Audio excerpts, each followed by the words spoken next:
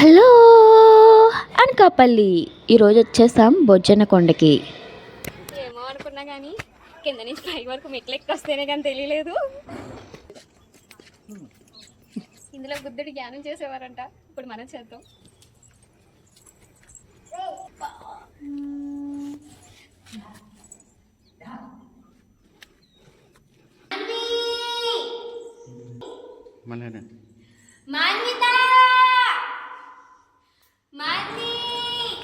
ఈ గుహలో మనం ఏం చెప్పినా 2 సార్లు వినిపిస్తుంది.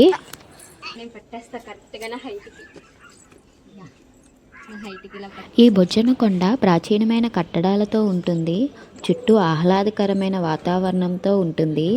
అప్పట్లో బౌద్ధులు ఇక్కడ ధ్యానం చేసేవారంట. దీన్ని దొంగోడు గొయ్య అంటారు. ఇక్కడ నుంచి మనసులో ఏమైనా అనుకొని రాయి విసిరితే మనం కోరుకున్నది జరుగుతుందని చెప్తారు. ఏం ఈ పనుల్లో కనిపించలేదు. పైగా ఫిజికల్ గానీ మెంటల్ గానీ స్ట్రెయిన్. నా ప్రేమని చేపలా పరిస్తే ఈ భూమి సరిపోదు. మస్తు షేడ్స్ ఉన్నారా నీలా? అబ్బో కమలా సార్.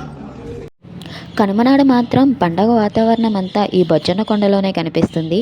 మీరు ఎప్పుడైనా ఈ బొజ్జన్న కొండను విజిట్ చేశారా? విజిట్ చేయకుంటే తప్పక వచ్చేయండి. అడ్రస్ తెలుసు కదా, మన అనకాపల్లి. లైక్ చేసి ఫాలో కొట్టండి.